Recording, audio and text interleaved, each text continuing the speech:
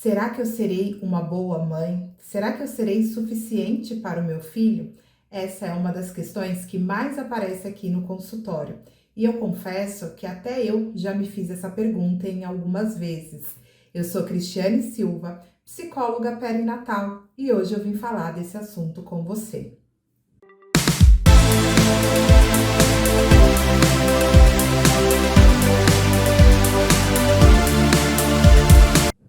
Bom, quando a gente se pega se perguntando se seremos uma boa mãe, se daremos conta desse novo papel, se tudo isso que vai chegar, né, eu vou ser capaz de executar tão bem como foi, por exemplo, alguém que eu admiro, ou hoje na era da rede social a gente vê muitas mulheres postando, né, o seu trajeto de maternidade, como é feita uma introdução alimentar, como é feita a amamentação, e muitas mulheres, elas tendem a falar as coisas positivas desse processo.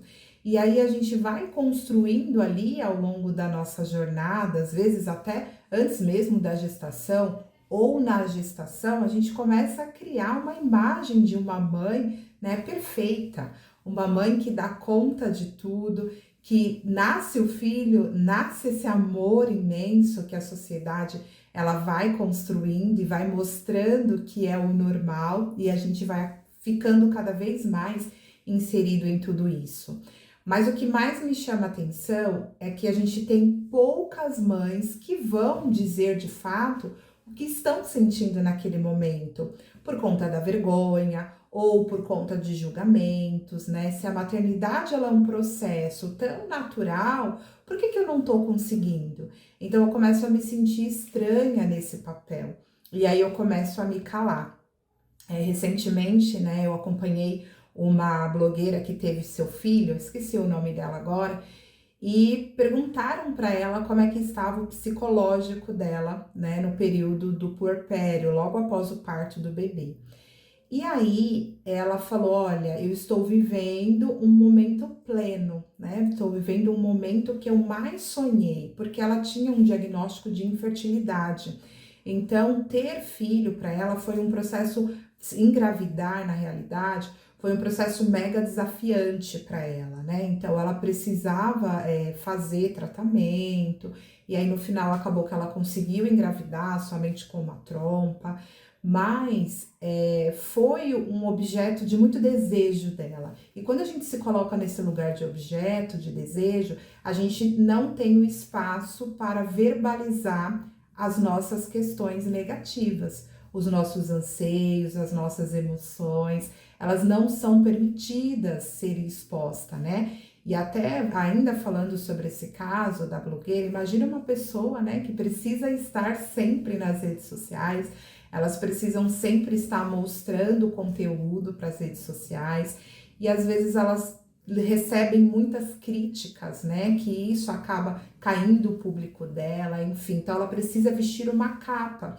e uma capa que às vezes não é a capa que realmente representa ela. Então ela não teve esse espaço para dizer de fato o que tinha sido impactado no psicológico dela.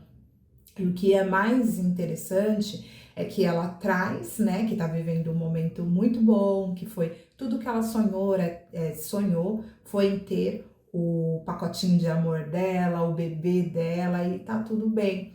E aí, em outro momento, ela fala: porque eu não posso reclamar, né? Eu preciso estar plena para isso, né?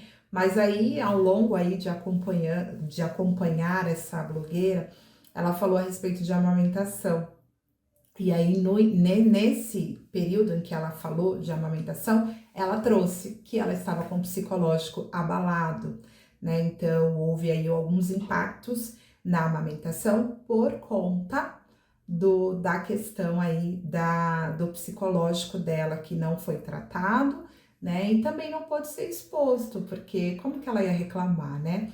Então, é só para vocês entenderem, né, o quanto a gente se coloca num lugar de obrigação desse amor, um amor instintivo, né, que a gente precisa sair já amando naquele momento. E aí a gente começa a se fazer essa pergunta, né? Essa pergunta, ela também se dá às vezes pelo fato da representação que nós temos da nossa própria maternidade, né? Como que nós somos enquanto filhas, por exemplo, né? Como que é minha relação com a minha mãe, como que é a minha relação com o meu pai. Então eu começo a olhar algumas características ali, né, do meu processo de vida, e aí eu já vou pensando e construindo, bom, isso aqui foi negativo para mim, né? Então eu preciso construir algo positivo para o meu filho. Então eu começo a fantasiar e idealizar o meu processo de maternidade, que na maioria das vezes é um processo muito positivo, né? Não tem aspectos negativos, eu não penso aonde eu vou errar com o meu filho. Na realidade, eu só penso como eu vou acertar e o que eu posso fazer para fazer melhor do que os meus pais, né? Então veja que até aqui eu tô trazendo para vocês que esse amor, ele não tem como ser um amor instinto, né? Esse amor, na realidade, a gente está falando de um processo de construção e aprendizado. Né? Então, se a gente está falando de um processo de construção e aprendizado, eu preciso aprender esse amor, né? Quando a gente traz a palavra amor, né, materno, a gente está falando de um sentimento. E o sentimento, ele é diferente das emoções, né? A emoção é algo universal, né? Então, a gente tem raiva, a gente tem tristeza, e geralmente ali as manifestações que nós temos são iguais para todo mundo, é universal. Só que o que é amor para mim é diferente do que é amor para você, né? Então, esse amor é baseado na minha cultura, na minha vivência, né? Do que me trouxeram até hoje, né? Referente ao amor. E aí, com o tempo, eu vou aprendendo, né? A amar alguém, a amar as coisas. Então, quando nós temos filhos, né? Quando a gente tá ali no pós-parto, não é diferente. É um amor que se inicia ali. E por que eu tô falando que inicia? Ah, mas eu não começo a amar ainda na gestação? Sim, a gente pode iniciar esse amor ainda na gestação. Algumas mulheres desenvolvem esse amor já na gestação, tá? E aí, às vezes, é por conta de algum dado histórico, né? Que aconteceu de história dessa gestação mesmo, como, por exemplo, uma gestação que não foi 100% aceita inicialmente, mas de repente essa mulher passou por uma ameaça de aborto. E aí ela se coloca num lugar ali de arrependimento, de ter rejeitado inicialmente essa gestação. Então ela começa ali a desenvolver um amor muito grande, uma proteção muito grande, a fim de fato ser mãe, né? Como se tivesse virado uma chavinha nela e ela pensado, não, agora eu quero esse bebê. E aí ela começa a amar esse bebê ali, ainda no processo da gestação, tá? Mas quando a gente fala em uma gestação que passou tudo bem, né? Que a mulher pode até ser que foi uma gestação planejada, desejada, muito desejada, mas pode acontecer de vir, né, esse pós-parto e causar uma certa estranheza na mulher, né? E ela olhar para esse bebê e ficar confusa com tudo que está acontecendo, e aí ela se vê, né, num lugar de um amor que incondicional que é falado, mas eu não tô sentindo, mas eu também não posso falar isso porque eu vou, né, me colocar diante das pessoas que vão me julgar, que vão me falar que eu não tô sendo, né, uma boa mãe, por exemplo. Então a gente começa a se colocar num lugar de silenciamento, a gente começa a se calar, porque o normal é amar e eu não tô amando ainda, né? O que tá acontecendo?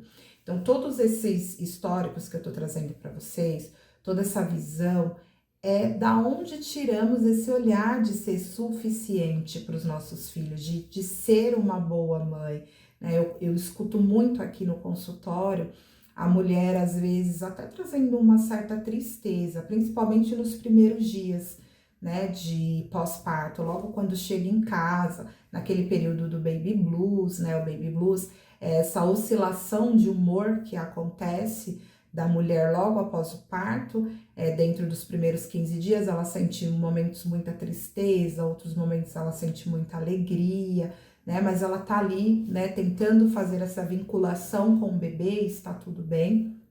E nesse período, ela começa a se questionar, né? Se ela vai conseguir ser uma mãe boa para o seu filho. E às vezes ela começa a viver os pontos da maternidade da mãe dela com ela.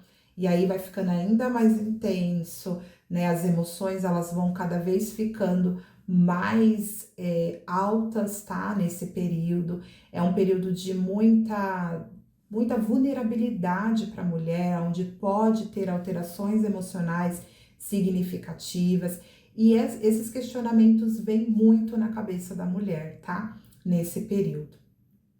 Mas e por que eu tô trazendo para vocês que o instinto materno, na realidade, ela não existe, tá? Nossa, mas como assim não existe, né? Toda mulher, ela não começa, né? O bebê não nasce e ela sabe o que o bebê tá sentindo e ela sabe, né, o que tá acontecendo. Não é bem assim, tá? Quando a gente fala de instinto, a gente tá falando de algo inato. Inato é quando não tem aprendizado, não precisa aprender a fazer. Simplesmente acontece. Então, se a gente for olhar, por exemplo, né, para os nascimentos, para os partos de uma cachorrinha, por exemplo, é tudo muito instintivo. Ela não aprendeu com representações, ela não aprendeu através de olhar um outro cachorrinho a ter o seu bebê. Ela simplesmente faz ali o instinto dela, algo inconsciente. Ela tira, né, o bebê de dentro dela, lambe ali para limpar e ela faz isso com todos através de um instinto próprio do animal, tá? Por exemplo, o João de Barro, ele não pegou o manual ali de como fazer, né, a casinha do João de Barro, mas todos sabem fazer, então isso é um instinto, tá? E quando a gente fala de amor materno, quando a gente fala de vinculação com o bebê, a gente não simplesmente pega o bebê, por exemplo, e vai dar um banho, pensando como será esse banho, né? Não pensando como será esse banho. A gente simplesmente não usa razão naquele momento, que acontece com os animais que não têm razão, né? Eles vão ali utilizando ali o processo deles, né, de instinto para cuidar do bebê. Já nós, os seres humanos, não, a gente precisa aprender, né? E como que a gente aprende? A gente aprende através da convivência, né? A gente aprende através do nascimento desse bebê. Então, geralmente, assim, nós procuramos entender como que é um banho. O hospital também nos traz, né, essa vivência, esse pequeno treinamento, digamos assim, de como dar banho nesse bebê, de como amamentar esse bebê. Então, entenda, a gente vai aprendendo, tá? Por isso que não dá para dizer que o amor é instintivo, né? O cuidado com o bebê é instintivo, tá? E eu vou trazer mais dados para vocês que de fato vai validar isso para você, tá? E se você assistiu esse vídeo até agora, fica até o final, que no final também eu vou falar para você como você pode melhorar esse seu olhar de acolhedor para você mesmo, tá bom? Bom, eu trouxe aqui para vocês uma definição do que é instinto, para a gente poder deixar bem claro, né? Por que eu não preciso estar nesse lugar de medo, de não conseguir dar conta desse bebê, de não conseguir amar esse bebê, tá bom? Bom, o que seria, então, um processo de instinto, tá? É um impulso inato, que foi o que eu trouxe para vocês, é um impulso inato, ou seja, não aprendido, que faz com que um ser humano ou qualquer outra espécie, tá? Se mova inconscientemente buscando sua própria sobrevivência. Então, veja, essa descrição que eu trouxe aqui do dicionário não cabe quando a gente está falando dos cuidados com o bebê, quando a gente está falando da construção de um amor desse bebê, tá?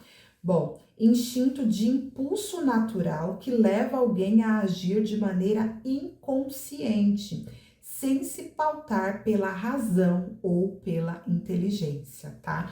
Então, aqui, mais uma vez, a gente consegue validar que esse lugar de amor incondicional, ele foi criado ao longo do tempo, tá? Ele nem sempre existiu e eu vou provar isso para vocês aqui nesse vídeo, tá?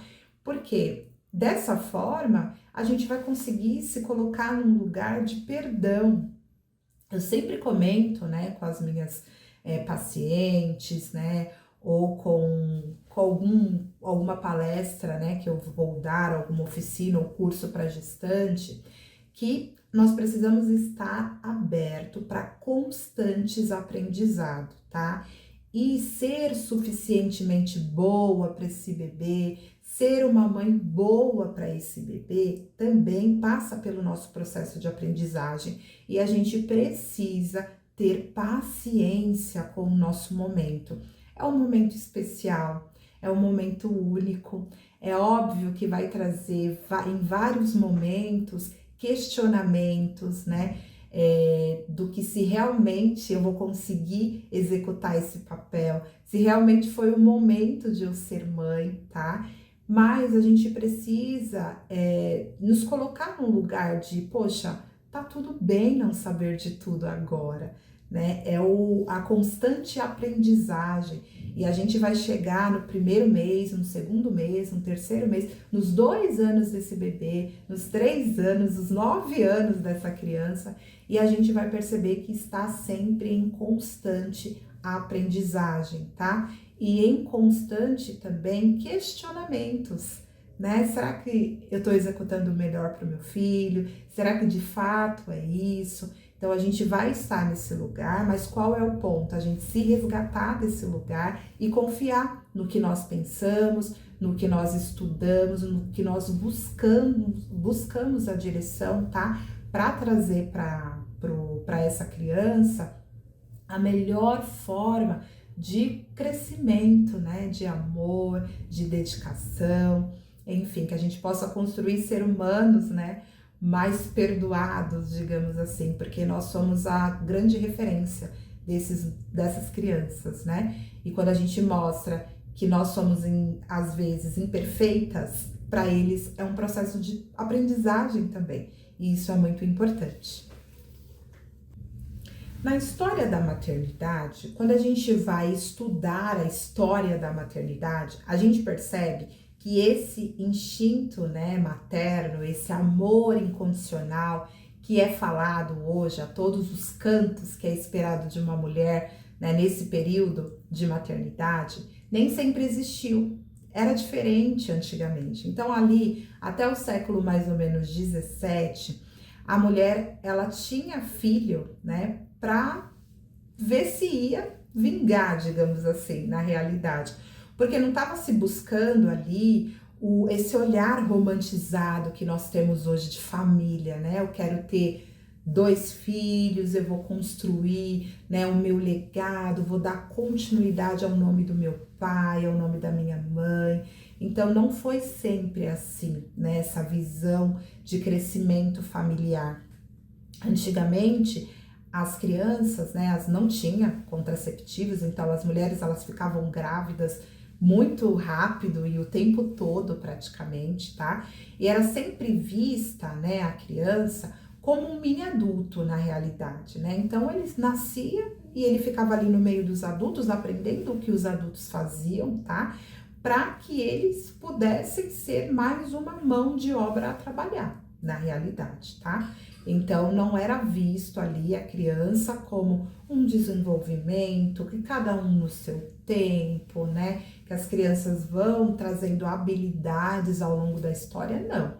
Na realidade, era mais mais uma mão de obra a ser trabalhada, tá? Quando a gente pega aqueles filmes ou séries antigas, tem até aquela série que chama Anne com E, do Netflix, e tem ali bem retratado essa questão de mão de obra, né?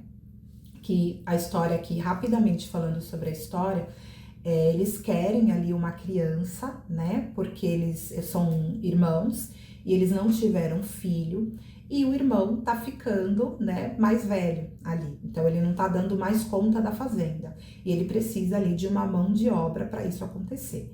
Mas ao invés de contratar um adulto, né, para ajudar nessa fazenda, eles pensam em continuar o legado deles através de uma criança. Então eles querem ali adotar um menino, né, para que o menino possa aprender como fazer, tá, o serviço ali da fazenda e continuar o legado. E aí, né, a história ali traz toda uma perspectiva ali, que ao invés de vir um menino, vem uma menina, enfim. É uma história bem longa, mas é uma história que retrata bem, né? E um dos meninos que vai morar nessa fazenda, ele tem também um monte de irmãos. Agora eu não sei dizer ao certo quantos irmãos são, mas são bem mais de 5, tá? E a gente percebe que cada irmão trabalha. Então, assim, não existe tempo de vinculação, né? A mulher, não que não tenha, tá? O cuidado com as crianças daquela época. Existia um cuidado, mas um cuidado para a sobrevivência de uma mão de obra, não uma vinculação de amor, uma questão de sentimento. Então, era tudo muito prático naquela época, tá? As famílias que tinham um poder aquisitivo maior, o que acontecia? Tinha o seu bebê, entregava uma ama de leite, tá? E a ama de leite não é essa visão de babá que nós temos hoje, que na verdade a babá ela se tornou uma grande rede de apoio, né? Que a mulher, né, que tem mais poder aquisitivo, ela consegue ter aí uma outra figura, né, feminina para ajudar nos cuidados desse bebê. Tá? E aí ela consegue fazer vinculação, como amamentar esse bebê, às vezes faz algumas rotinas com esse bebê, mas tem ali a babá ao lado dela para ajudar em outras questões aí com o bebê, tá? Antigamente não era assim. O bebê era entregue, tá? A ama de leite ficava com mais de um bebê, né? Eram bastante crianças ali para que ela pudesse amamentar e cuidar dessa criança. E depois essa criança era entregue aos pais quando já estava mais ou menos ali andando, falando, né?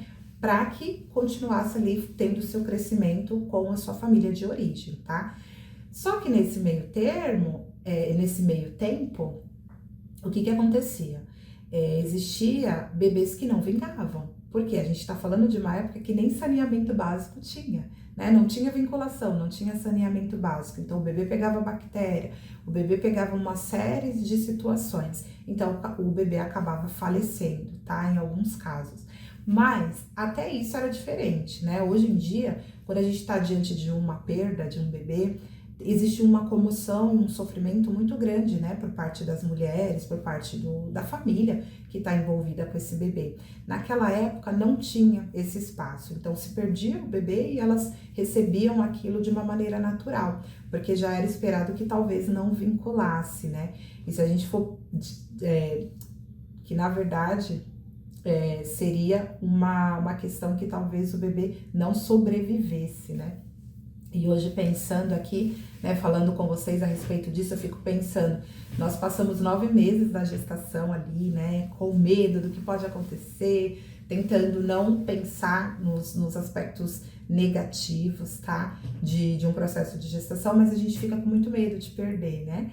E ali, naquela época, não existia esse medo, né, de perder, mas era muito mais de 9 meses que precisava se esperar para ver se de fato ia conseguir ter aí um filho, né? Mas a gente está falando de um outro momento. Bom, depois do século XVII, houve a necessidade de fazer com que essas crianças parassem de morrer tanto, né? Então, ali até a Igreja Católica, ela foi um marco nessa época, porque não se falava da figura de Maria, né, a mãe de Jesus, e foi utilizado ali como apelo para que as mães pudessem cuidar dos seus filhos, tá? Sair desse lugar aí de entregar para uma ama de leite para cuidar de fato do seu bebê, né? E aí trazer a vinculação necessária, o amor necessário, o cuidado necessário para que esse bebê sobrevivesse, tá? Bom, isso a gente tá falando das mulheres que tinham poder aquisitivo maior, né? Uma família que tinha um poder aquisitivo maior. Porém, as famílias pobres também tinham filhos, né? E aí era ainda mais precário, porque precisava se cuidar daquela criança, para essa criança também exercer aí o papel de mais uma mão trabalhadora, tá? Então a gente percebe que ao longo dessa história, da nossa história de maternidade, nem sempre existiu o amor, né? Nem sempre existiu aí esse questionamento da mulher enquanto mãe.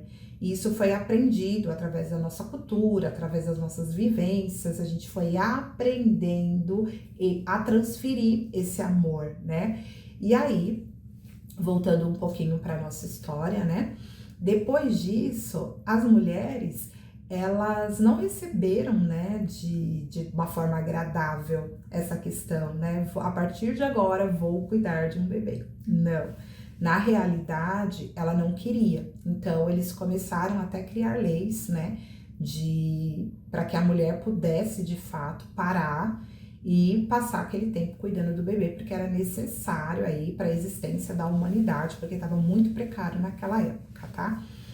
Então, por que eu quis trazer essa história para vocês? Para que vocês possam enxergar, né? A gente internalizou o amor materno, o instinto materno ao longo dos últimos anos. E a gente se colocou nesse lugar de culpa, né? A gente se colocou nesse lugar de insuficiência, né? E é bom que a gente tenha essa visão, né, de se questionar isso. Sim, desde que não haja sofrimento para você, né, nesse período, mas é bom que você lembre-se da história, né? Então, se esse amor ele foi construído ao longo do tempo, né, eu não preciso amar de imediato, né? Eu posso construir, né, no meu tempo, né, na minha cultura, né, no meu processo de aprendizado, de uma forma mais leve, de uma forma mais prazerosa, tá bom? Então, esse é o ponto que a gente precisa sempre resgatar alguns aspectos históricos para entender um pouco o nosso contexto de hoje, tá? Para algumas pessoas vão ouvir esse vídeo e vão pensar, nossa, o que ela tá falando, né?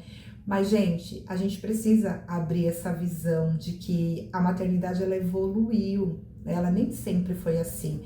Um exemplo disso é quando antigamente, né, eu acredito que até eu, quando eu nasci, eu ainda usava fralda de pano. E hoje a gente não tem fralda de pano mais, né? A gente já usa fralda descartável. Em dos cursos que eu entreguei, eu falei muito de esterogestação, né? Que é aqueles três meses que o bebê vive, né? Após o nascimento, mas ele ainda tem necessidade de ter contato com algumas vivências do útero, né? De quando ele vivia no útero. Então, por exemplo, o sol, né? O contato pele a pele, aquele pacotinho que a gente faz de envolver o bebê ali num cueiro, né?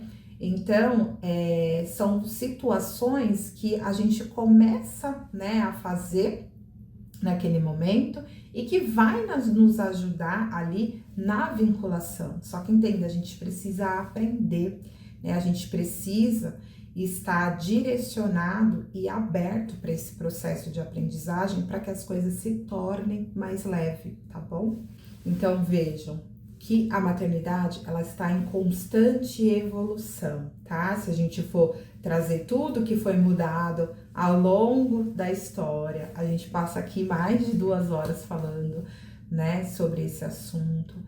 Mas o importante é a gente sempre olhar, né, para esse ponto de se preocupar com o que eu gostaria de entregar para o meu filho, independente do julgamento, né? O que eu gostaria de entregar para o meu filho.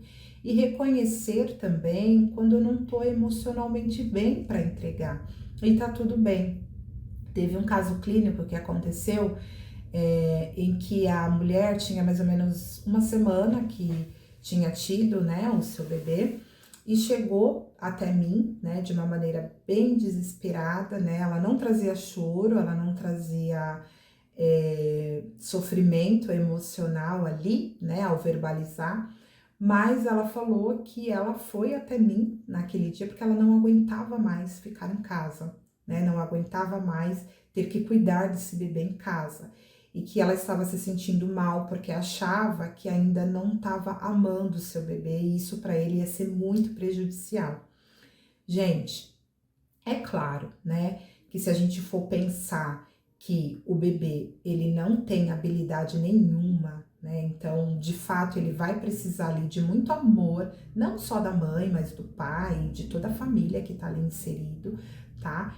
Para ajudar no desenvolvimento dessas habilidades, né, trazer para eles um lugar, né, de aprender a viver nesse mundo que é tudo novo para ele ainda, tá? Mas a gente também precisa entender que a gente está passando, né, por um processo de aprendizado. E vai ter um momento que a gente ainda não vai ter esse amor. E tá tudo bem, né? Tá tudo bem ainda não ter esse amor, né? E aí eu lembro nessa consulta que eu falei para ela assim, mas tá tudo bem não amar seu filho agora, né? Ela falou, nossa, mas você não vai me julgar, você não vai me falar que eu devo amar o meu filho? Então, para você ver, né, a gente já espera o olhar de julgador do outro.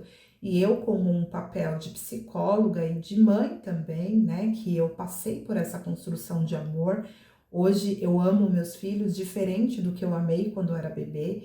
E eu vejo que esse amor só cresce, mas porque eu me permiti estar nesse lugar, né, de leveza e me sentir menos culpada. A culpa ainda vem, né, normal, dentro do trajeto e jornada de uma maternidade, tá? Mas a gente consegue se olhar com um olhar mais delicado, né? E depois ela voltou ali para sua casa, entendeu, conversou ali com a sua rede de apoio, né? E começou a fazer uma construção, digamos que do zero, porque ela entendeu que ela não era diferente das outras mães, que não tinha um problema com ela. Na realidade, ela estava vivenciando aí um processo de construção de amor, tá? E aí, só mais uma coisinha que eu quero falar para vocês, que é porque então que a gente olha um bebê e logo a gente quer cuidar e logo a gente quer abraçar. Gente, tá? Entenda, o amor é construído, tá? Mas o bebê, naturalmente, ele tem algumas características, tá? Que a gente olha e logo quer pegar, logo quer cuidar. Mas não significa que a gente já quer amor, né? A gente já tem amor pelaquela criança. Na verdade, que a gente acha aquela criança graciosa, a gente olha a perspectiva de vida, né? Uma vidinha que tá ali iniciando. Então, tudo isso vai ativando no nosso organismo ali um instinto de proteção, né? E aí, baseado no que eu tô falando, né? Não no instinto inato, mas no instinto de aprendizado, tá? Daquilo que a gente já vivenciou. Às vezes, antes de ser mãe, a gente já tem um cuidado com o bebê da família, né? Então, a gente já tá aprendendo, já tá construindo, né? Esse olhar de cuidado para a criança, tá? E também tem a ocitocina, que a mulher ali, quando tá no período de gestação e pós-parto, tem bastante ocitocina rolando, né? E aí acaba trazendo esse olhar também de cuidado para esse bebê, tá? Que justifica um pouco quando a gente fala do instinto de aprendizado, tá? Materno. Então é isso. As dicas que eu quero deixar para vocês é: tenham paciência. O amor, ele é construído e eu vou construir a partir da vinculação, tá? Com esse bebê. E quando a gente fala da vinculação, a gente fala de gradativamente, com o tempo, tá? Com o tempo, sem muita cobrança, a gente vai construindo esse amor e a gente vai ajudar muito no desenvolvimento desse bebê, tá bom? Mas, poxa, eu já fiz de tudo e parece que eu não me conecto com o bebê, tá? Então, é importante procurar, né, ajuda terapêutica nesse momento, para que a gente possa traçar algumas estratégias e você conseguir, né, colocar aí algum outro processo que talvez você ainda não tenha pensado, ou talvez você ainda não tenha executado, para você conseguir construir esse amor, tá? E se perdoe, você não precisa saber de tudo, tá bom? Bom, e é isso. Eu espero que vocês tenham gostado desse vídeo, tá bom? Deixe seus comentários aqui no final para que eu possa trazer mais coisas para vocês também, tá? Perguntas ou me dizer como foi com vocês nesse período de construção de amor. Se vocês concordam, né, com esse ponto de existir ou não existir instinto materno e por que eu acredito que isso exista, tá bom? Utilize esse espaço para a gente manter essa conexão. Todas as terças e sexta-feiras a gente tem vídeo novo do canal. Então não esqueça de se inscrever, compartilhe com mais pessoas e eu te espero na próxima. Um grande beijo e até a próxima!